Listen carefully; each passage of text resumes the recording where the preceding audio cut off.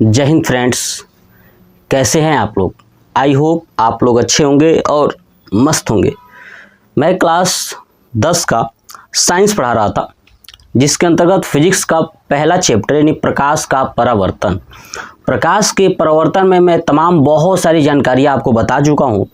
Last video में मैंने बताया था कि गोलीय दर्पण क्या होता है और गोलीय दर्पण में जो अवतल दर्पण है, उत्तल दर्पण है, ये कैसे होते हैं और इनका उपयोग कहाँ होता है, ये मैंने वीडियो अपलोड किया था। आज हम लोग ये पढ़ने वाले हैं कि दर्पण के महत्वपूर्ण पद कौन कौन से हैं। यानी ये मैंने टोटल जितना पद लिखा हुआ है, इतना पद आपको पता होना ही चाहिए। पहला पद यही कि दर्पण के ध्रुव क्या होते हैं। दूसरा, वक्रता केंद्र क्या होता है। तीसरा, वक्रता त्रिज्या क्या होती है। चौथा, मुख्य अक्ष क्या होता है। पांचवा, मुख्य फोकस क्या होती है। छठवां, फोकस दूरी क्या होती है। और सातवां, फोकस तल क्या होता है। इन सब के बारे में मैं डिटेल्स के साथ आपको बताऊंगा। जो चीज़ मैं बोलूंगा आप नोट्स के रूप में वो लिखते चलिएगा और मैं पिक्चर के थ्रू आपको डिफिनीशन बोलूंगा, कैसे हुआ है, क्यों हुआ है, सब समझाते चलूंगा, आप नोट करते चलिएगा। ठीक है, चलिए तो सबसे पहले आप देखते हैं कि दर्पण के ध्रुव। ठीक है, लेकिन दर्पण के ध्रुव से पहले मैं आपको दर्पण की थोड़ी सी जानकारियां दे दूं। देखिएगा, देखिए दर्पण दो तरह के होते थे, याद है ना, एक समतल दर्पण, एक गोलीय दर्पण। ठीक है, गोलीय दर्पण भी दो, अवतल और उत्तल, ये मैं पिछले वीडियो में समझा चुका था। याद रखिएगा कि अवतल और उत्तल, तो इन दोनों दर्पणों को मिला करके ये पद है। मतलब कि चाहे अवतल हो चाहे उत्तल हो, ठीक है, चाहे अवतल दर्पण हो चाहे उत्तल दर्पण हो, उन सब में यही पद है। इन पदों को आपको पता होना चाहिए। तो मैं अब कोई भी दर्पण बना दूं यहाँ पे, या दोनों समझाऊंगा, दोनों बना करके। देखिए, एक यहाँ पे दर्पण बनाता हूं ऐसे, ठीक है, ये मैंने बनाया, और एक यहाँ पे बना दिया ऐसे। ठीक है, देखिए दोनों दर्पण गोले की तरह है ना, ऐसे, ये परावर्तक सतह है ना। देखिए, अब देखिए इसके एक तरफ मैं कलई कर देता हूँ, है ना। इस वाले दर्पण में जो उभरा हुआ भाग है उधर कलई किया हूँ, और इस वाले में जो दबा हुआ है उधर कलई किया हूँ। तो देखिए, जो दबा हुआ है अगर उधर कलई करते हो तो ये आपका हो जाएगा, याद रखिएगा हमेशा, उत्तल दर्पण। क्या होगा? उत्तल दर्पण। जो उभरे हुए भाग में अगर आप कलई किए हो तो ये हमेशा याद रखिएगा, ये होगा आपका अवतल दर्पण। क्या होगा? अवतल दर्पण। जब मैं पीछे पढ़ाया था वहां पे बताया था, इसको भी नीचे लिख देता हूं, उत्तल दर्पण। ठीक है, चलिए अब ये हमारे पास ये दर्पण हो गए। अब इन्हीं के ये पद हैं, ये देखना है कि ये पद कहाँ कहाँ पे है। देखिए, पहला है दर्पण के ध्रुव। क्या है? दर्पण के ध्रुव। तो देखिए, अगर आप देखोगे, एक चीज नोटिस करोगे तो देखिए, ये जो आपको दर्पण दिखाई दे रहा है, इस दर्पण में जिधर कलई नहीं किया गया है वो कौन सा सतह है? परावर्तक सतह। कौन सा सतह है? परावर्तक सतह। अगर आपको पता नहीं है कि कौन कौन क्या है तो पीछे जाके देख लीजिएगा, इसके जस्ट पिछला वीडियो आपको पता चल जाएगा। तो देखिए, तो ये है परावर्तक सतह, जहां प्रकाश की किरणें आके टकराएंगी वो परावर्तक सतह होती है। इसमें भी ये वाला सतह क्या है, जो उभरा हुआ है, ये है परावर्तक सतह। तो दर्पण का ध्रुव क्या होता है कि जो परावर्तक सतह है, ध्यान सुनिए, जो परावर्तक सतह है इसके बिल्कुल मध्य में जो बिंदु होता है, ठीक है ना, परावर्तक सतह के मध्य में, है ना, जो भी गोलीय दर्पण होगा, इस गोलीय दर्पण के परावर्तक सतह के मध्य में, ठीक है, यहाँ भी इस परावर्तक सतह के बिल्कुल मध्य में जो बिंदु होता है उसे ही क्या कहते हैं? दर्पण का ध्रुव। क्या कहते हैं? दर्पण का ध्रुव। ये बात समझ में आ गया कि दर्पण का ध्रुव क्या होता है कि गोलीय दर्पण के परावर्तक सतह के मध्य में जो बिंदु होता है उसे दर्पण का ध्रुव कहते हैं। यही नोट कर लीजिएगा डिफिनीशन के रूप में। इसे हम कैपिटल P से दर्शाते हैं। किससे? कैपिटल P से दर्शाते हैं। याद रखिएगा, यहां भी मैं लिख देता हूं, कैपिटल P से दर्शाते हैं। तो देखिए, ये दोनों दर्पण, चाहे अवतल दर्पण हो चाहे उत्तल दर्पण हो, इन दोनों दर्पणों का ये मध्य बिंदु है और ये मध्य बिंदु ही क्या कहलाता है, दर्पण का ध्रुव कहलाता है। ये भी दर्पण का ध्रुव है और ये भी दर्पण का ध्रुव है। बात क्लियर हो गई। चलिए अब हम लोग जानते हैं वक्रता केंद्र क्या होता है ना। अब समझते हैं वक्रता केंद्र क्या होता है। देखिए अब मैं इसे हटा दूं, आप समझ गए। यहाँ पे मैं डायरेक्ट लिख देता हूँ P, तो इसका मतलब समझिए P का मतलब क्या है, तो पोल। इसको क्या बोलते हैं, P का मतलब पोल। अब पोल का मतलब होता है ध्रुव, इसलिए दर्पण के ध्रुव हो गए। बात क्लियर हो गई। चलिए अब समझिए वक्रता केंद्र क्या होता है। देखिए ये आप ये गोलीय दर्पण जो देख रहे हो है ना, ये गोलीय दर्पण का जो ये परावर्तक सतह है ना, ये किसी न किसी खोखले गोले का भाग है ना, किसी न किसी खोखले गोले का भाग है। इसका मतलब क्या है, देखिए समझिए, ये मेरे पास एक खोखला गोला है, ठीक है। अब मैंने क्या किया, ये वाला पार्ट इसको काट दिया ऐसे, ठीक है, इसको मैंने काट दिया। तो ये पूरा गोला था ना, है ना, ये पूरा क्या था, ऐसे गोला था। तो मैंने ये वाला पार्ट क्या कर दिया, काट दिया। अब इस वाले पार्ट को यहाँ पे उठा के रख दिया और इधर पेंट कर दिया, ठीक है, दिख रहा है ना, इधर पेंट कर दिया। तो अब बताइए ये किसी न किसी खोखले गोले का भाग है कि नहीं है ना, क्योंकि पूरा ही गोला ही था ना, तो गोले को मैंने काट के रखा है, तो गोले का ये भाग है।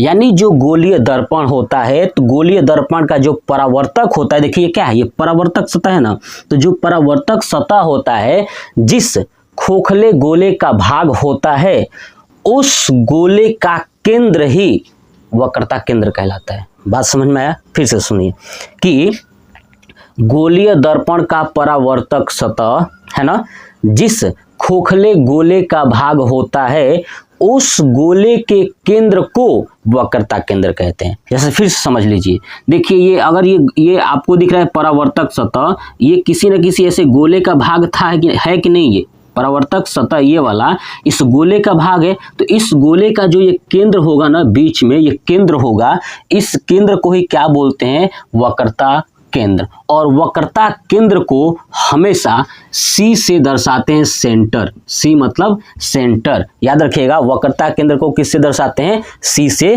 दर्शाते हैं। तो आप डिफिनीशन लिख लीजिएगा, क्या लिखोगे, फिर से एक बार बोल दूं कि गोलीय दर्पण का है ना, गोलीय दर्पण का परावर्तक सतह है ना, ये परावर्तक सतह जिस खोखले गोले का भाग होता है, ठीक है ना, जिस खोखले गोले का भाग होता है, उस गोले के केंद्र को क्या कहते हैं, वक्रता केंद्र कहते हैं। इसे कैपिटल C से दर्शाते हैं। तो अब देखिए ये गोला है, तो ये गोला कहीं ना कहीं ऐसे बनेगा, तो कहीं ना कहीं यहाँ पे सेंटर आएगा, तो यहाँ पे लिख देता हूँ C। इधर भी कहीं ना कहीं इधर गोला बनेगा ऐसे, तो गोला का सेंटर यहाँ पे आएगा, तो हो गया C। बात समझ में आ गया, ठीक है। चलिए अब दूसरा समझते हैं वक्रता त्रिज्या। क्या समझते हैं, वक्रता त्रिज्या। तो देखिए जैसे वक्रता केंद्र है, वैसे वक्रता त्रिज्या है। जैसे समझिए ये हमारा गोला था, इस गोले का भाग था ना, ये वाला जो है कि ये सतह है, ठीक है। तो ये जो भाग है, तो ये बीच का जो केंद्र है इस गोले का, क्या बोलते थे, वक्रता केंद्र, ठीक है।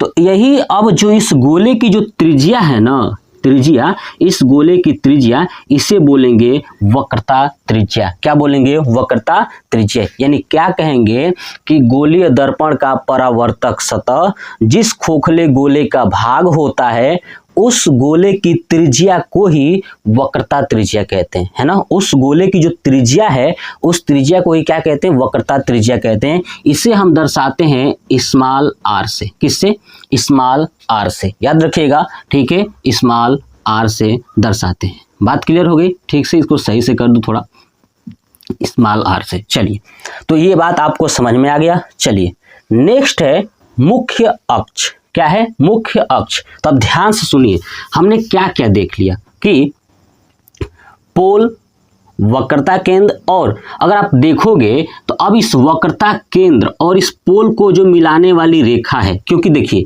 यही था ना गोल और ये है केंद्र, ये क्या है, केंद्र। हमें पता है कि यहाँ पे पोल है, क्योंकि ये अगर ये हिस्सा काट दे तो ऐसे बनेगा ना जी, ऐसे बनेगा ये, तो ये पोल हो गया ना।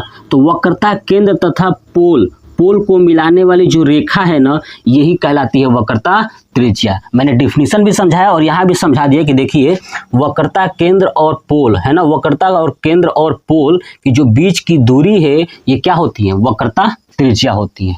समझ में आ गया। चलिए अब समझते हैं मुख्य अक्ष। देखिए मुख्य अक्ष क्या होता है कि यदि गोलीय दर्पण में है ना, गोलीय दर्पण में वक्रता केंद्र तथा ध्रुव को मिलाने वाली सीधी रेखा है ना, वक्रता केंद्र तथा ध्रुव को मिलाने वाली सीधी रेखा को ही मुख्य अक्ष कहते हैं।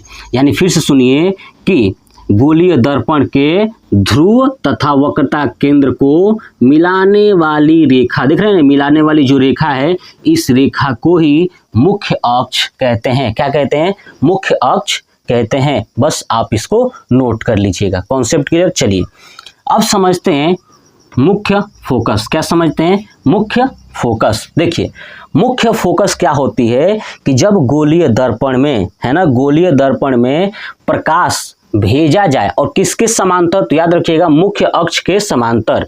जब कोई प्रकाश की किरणें गोलीय दर्पण में मुख्य अक्ष, ये देखिए मुख्य अक्ष है ना, इसके समांतर भेजी जाए तो परावर्तक सतह से टकराकर, है ना, जब इसके समांतर भेजी जाए तो परावर्तक सतह से टकराकर मुख्य अक्ष के जिस बिंदु पर काटती है ना, मुख्य अक्ष के जिस बिंदु पर काटती है उस बिंदु को ही मुख्य फोकस कहते हैं। उस बिंदु को ही मुख्य फोकस कहते हैं। बात समझ में आया? देखिए फिर से कि जब कोई प्रकाश की किरण, ठीक है, मुख्य अक्ष के समांतर भेजी जाए, देखिए ये मुख्य अक्ष है और उसके समांतर भेजी जाए तो गोलीय दर्पण के परावर्तक सतह से टकराकर, ठीक है, मुख्य अक्ष पे, है ना, मुख्य अक्ष पे, मुख्य अक्ष के जिस बिंदु पर, है ना, जिस बिंदु पर मिलती है या मिलती हुई प्रतीत होती है, समझिए मिलती है या मिलती हुई प्रतीत होती है, उस बिंदु को ही मुख्य फोकस कहते हैं। इसे हम कैपिटल एफ से दर्शाते हैं। किससे?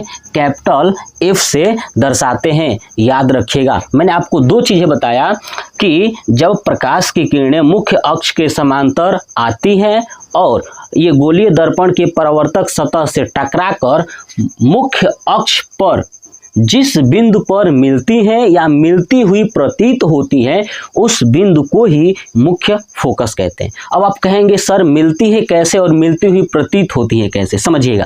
देखिए यहाँ पे जब प्रकाश की किरणें भेजा जाएगा, यहाँ पे देखिए अवतल दर्पण में, तो अवतल दर्पण में आप देखोगे कि जब प्रकाश की किरणें ये प्रवर्तक सतह से टकरा रही है तो सीधे नीचे की तरफ आएगी। कैसे आएगी? समझिए, यहाँ से टॉर्च अगर ऑन करेंगे इस पे तो टकराने के बाद नीचे की तरफ आएगी कि नहीं आएगी, है ना, ऐसे बना हुआ है तो टकराने के बाद नीचे की तरफ आएगी। तो टकरा के नीचे की तरफ, तो ये रियल में आ रही है। क्या हो रही है? रियल में आ रही है, यानी वास्तव में ये मिल रही है। ठीक है, तो अब यहाँ पे ये मिल रही है लेकिन यहाँ पे मिलेगी नहीं, ठीक है, यहाँ पे प्रतीत होगी। कैसे? समझिए, पीछे तो परावर्तक है, अब यहाँ से प्रकाश की किरणें जब ऐसे आएगी तो इससे टकराने के बाद देखिए ये तो ऐसे है ना, तो टकराने के बाद ये ऊपर की तरफ चली जाएगी। कहाँ? ऊपर की तरफ। तो आप देखिए यहाँ पे ना ये है, ये अगर ये क्या है, ये मैं बात करूँ, ये मुख्य अक्ष है ना, तो इस मुख्य अक्ष में अगर ऐसे ऐसे करेंगे, ऐसे आएंगे ना, तो देखिए रियल में तो ऊपर जा रही है ना, लेकिन एक कल्पना कीजिए कि ये आती हुई प्रतीत हो रही है। मान लीजिए कि यहाँ से टकराने के बाद ये आती हुई प्रतीत हो रही है, कहीं ना कहीं मुख्य अक्ष को काट रही है ना, कहीं ना कहीं मुख्य अक्ष किसी बिंदु पे मिल रही है ना, प्रतीत हो रही है। रियल में ऐसा नहीं है, रियल में तो उधर चली जा रही है, लेकिन ये प्रतीत हो रही है, इसलिए यहाँ भी वो मुख्य फोकस है। बात समझ में आ गया? तो याद रखिएगा कि जो उत्तल दर्पण होता है ना, वो उसमें क्या होती है कि काल्पनिक होती है। क्या होती है? मुख्य फोकस क्या होती है? काल्पनिक होती है। काल्पनिक का मतलब ये होता है कि ये हमें दिख रहा है कि नहीं, तो प्रकाश ऊपर जा रही है टकराने के बाद, लेकिन हम ऐसा कल्पना कर रहे हैं कि मान लेता हूं कि मुख्य अक्ष के किसी बिंदु पर मिल गई, ठीक है, तो काल्पनिक। इसी को बोलते हैं आभासी। क्या बोलते हैं? आभासी। याद रखिएगा कि जो भी उत्तल दर्पण होता है उसमें जो मुख्य फोकस होती है ना, वो काल्पनिक होती है ना, क्योंकि दिख ही नहीं रहा है, मिल ही नहीं रहा है रियल में, वो तो रियल में उधर चली जा रही है। लेकिन ये अवतल दर्पण की बात करें तो ये टकराने के बाद रियल में आ रहा है, इसलिए याद रखिएगा कि ये वास्तविक होता है ना। अवतल दर्पण का जो फोकस होता है ना, मुख्य फोकस, वो हमेशा वास्तविक होता है। ठीक है, याद रखिएगा वास्तविक होता है। कॉन्सेप्ट क्लियर हो गया? ठीक है, मतलब जहाँ पे रियल में प्रकाश की किरणें मिलती हुई दिखाई देंगी वो क्या होता है, वास्तविक होता है। ठीक है, और जहाँ पे आभासी हो रहा है कि नहीं ये तो दूसरे तरफ चली गई, लेकिन मान लीजिए दिमाग में कि नहीं ऐसा सीधे आ रही है, तो कल्पना आप कर रहे हो, इसलिए हमेशा याद रखिएगा वो कल्पना होता है, यानी काल्पनिक होता है, और काल्पनिक को ही आभासी बोलते हैं। बात क्लियर होगी। चलिए नेक्स्ट समझते हैं कि फोकस दूरी क्या है। फोकस दूरी समझिए, फोकस दूरी क्या है, एकदम बेसिक से समझाता हूँ, सुनिएगा। जहाँ पे ये प्रकाश की किरणें आती हुई प्रतीत हो रही थी, यानी जहाँ पे मिल रही थी मुख्य अक्ष के जिस बिंदु पर, है ना, मुख्य अक्ष के जिस बिंदु पर मिल रही थी, ठीक है ना, उस बिंदु से पोल के बीच की दूरी, है ना, उस बिंदु से पोल के बीच की दूरी क्या कहलाती है, फोकस दूरी। नहीं समझ में आया, फिर से सुनिए। यानी जो मुख्य फोकस था ना, मुख्य फोकस जहाँ पे प्रकाश की किरणें आती हुई या रियल में प्रतीत हो रही थी, मिल रही थी मुख्य अक्ष पे, तो मुख्य अक्ष पे स्थित, है ना, मुख्य अक्ष पे स्थित जो मुख्य फोकस है तथा पोल के बीच की दूरी, है ना, क्या कहलाता है, फोकस दूरी। फिर से सुन लीजिए कि मुख्य अक्ष, देखिए यहाँ पे प्रतीत हुआ है तो इसको क्या यहाँ क्या बोलेंगे, मुख्य फोकस बोलेंगे। तो ये मुख्य फोकस है, क्या है ये, मुख्य फोकस है। तो जो मुख्य फोकस है ना, मुख्य फोकस और पोल के बीच की दूरी क्या कहलाता है, फोकस दूरी। बस इतनी याद रखना है। क्या याद रखना है कि मुख्य फोकस तथा ध्रुव के बीच की दूरी को फोकस दूरी कहते हैं, और ये केंद्र तथा ध्रुव के बीच की दूरी को वक्रता त्रिज्या कहते हैं। ये मैंने समझाया था पीछे। चलिए अब समझिएगा कि जो भी यहाँ पे फोकस दूरी होगा ना, देखिए फोकस दूरी को स्मॉल एफ से दर्शाते हैं। किससे, स्मॉल एफ से दर्शाते हैं। ठीक है, देखता हूँ, एक मिनट, शायद इंक खत्म हो गया क्या। ठीक है, नहीं इंक तो है, बहुत है। चलिए तो देखिए मार्कर ऐसे पता नहीं क्या हो गया इसको। ठीक है, एक मिनट, देखिए, ठीक है, देखिए तो जो ये फोकस दूरी होता है इसे स्मॉल एफ से दर्शाते हैं। किससे, स्मॉल एफ से दर्शाते हैं। याद रखिएगा ये फोकस दूरी हमेशा वक्रता केंद्र का वक्रता त्रिज्या की आधी होती है ना। जो फोकस दूरी होती है, याद रखिएगा एफ जो होती है ना, वो हमेशा, है ना, वक्रता जो त्रिज्या होता है ना उसकी आधी होती है, यानी r/2। ये पॉइंट याद रखिएगा, जो फोकस दूरी होता है वक्रता त्रिज्या की आधी होती है, f = r/2। ये पॉइंट्स दिमाग में बैठा लीजिए कि हमेशा जब भी आपका फोकस निकालना होगा, यानी फोकस दूरी, तो फोकस दूरी वक्रता त्रिज्या जो भी होगी उसकी आधी होती है। कंप्लीट हो गया। चलिए नेक्स्ट समझते हैं फोकस तल। क्या समझते हैं, फोकस तल। देखिए फोकस तल क्या होता है कि जो ये फोकस थी ना, है ना, देखिए अब इसको हटाता हूँ, एक पिक्चर अलग से बनाता हूँ। देखिए ये हमारे पास है, ठीक है, और ये हो गया, ये है पोल, है ना, और इसका ये सी हो गया, ठीक है, और कहीं ना कहीं प्रकाश आके जब मुख्य अक्ष के समांतर जा रही थी तो टकरा के आ रही थी, तो मुख्य अक्ष पे जब मिल रही थी ना, जहाँ पे मुख्य अक्ष को काट रही थी जिस बिंदु पर, उस बिंदु को क्या कहते थे, आपको याद है ना, मुख्य फोकस कहते थे। और मुख्य फोकस और पोल के बीच की दूरी क्या कहलाती है, फोकस दूरी कहलाती है। ऐसे ही समझिए, मान लेता हूँ कि यहाँ पे जो है कि एफ है ना, मुख्य फोकस है। तो देखिए मुख्य फोकस से, अब फोकस तल बता रहा हूँ, सुनिए, ऐसा तल या वह तल जो मुख्य फोकस से, है ना, होकर जाती है लेकिन मुख्य अक्ष के लंबवत जाती है। देखिए मुख्य अक्ष है ना, तो इसके लंबवत अगर कोई तल खींचा जा रहा है तो ये तल ही क्या कहलाएगा, फोकस तल। यानी वह तल जो मुख्य अक्ष के लंबवत फोकस से होकर जाती है, यानी वह तल जो मुख्य अक्ष के लंबवत फोकस से होकर जाती है, उस तल को फोकस तल कहते हैं। क्या कहते हैं, फोकस तल कहते हैं। बस इतना कॉन्सेप्ट आपको याद रखना है। तो दर्पण के जो महत्वपूर्ण पद थे ये मैंने पूरा कंप्लीट करा दिया, है ना, आपको समझाया, और साथ में आप नोट्स बनाइए, मैं जो भी चीज़ें बोल रहा हूँ उसको लिखिए। चलिए एक और लास्ट टॉपिक देखते हैं कि जब हम लोग प्रतिबिंब देखेंगे कि आखिर में इसमें प्रतिबिंब बन कैसे रहा है, तो उसके लिए 3 नियम जानना जरूरी है ना। अगर आपको दर्पण में प्रतिबिंब बनाना सीखना है तो उसके लिए 3 नियम जानना जरूरी है। अब वो 3 नियम कौन कौन से हैं, चलिए मैं समझाता हूँ, है ना। कि तो आपका हेडिंग यही रहेगा कि दर्पण में बनने वाले प्रतिबिंब के लिए नियम, है ना। दर्पण में बनने वाले प्रतिबिंब के लिए नियम। तो लिख देता हूं, दर्पण में कौन सा दर्पण, तो गोलीय दर्पण, यहां पे लिख देता हूं। चलिए, तो गोलीय दर्पण में बनने वाले प्रतिबिंब के नियम। ठीक है, तो इसमें नियम क्या है समझिए। 3 नियम है। देखिए, हमारे पास ये एक दर्पण है। अब आप सोचिएगा कि कौन सा दर्पण मैंने बनाया है। ठीक है, कलई कहाँ किया गया है, बाहर या अंदर, उसके हिसाब से आप डिसाइड कर लीजिएगा कि ये क्या है। ठीक है, अब देखिए, ये हमारे पास क्या है, मुख्य अक्ष, मैंने समझा चुका है। ये है आपका पोल, ठीक है, और ये है आपका सी यानी वक्रता केंद्र, और ये क्या है, मुख्य अक्ष। ठीक है, अब देखिए, पहला नियम यही है कि जब कोई प्रकाश की किरणें, ध्यान सुनिए, जब कोई प्रकाश की किरणें मुख्य अक्ष के समांतर जाती है, किसके समांतर, मुख्य अक्ष। देखिए, मुख्य अक्ष है ना, इसके एकदम समांतर जाएगी, है ना। जब कोई प्रकाश की किरणें मुख्य अक्ष के समांतर जाती है, ठीक है, तो मुख्य अक्ष के समांतर जाती है तो परावर्तक सतह से टकराकर, ध्यान सुनिए, परावर्तक सतह से टकराकर हमेशा फोकस से निकलती है। मान लेता हूँ ये एफ है, हमेशा फोकस, मुख्य फोकस है ना, इसी से निकलेंगी।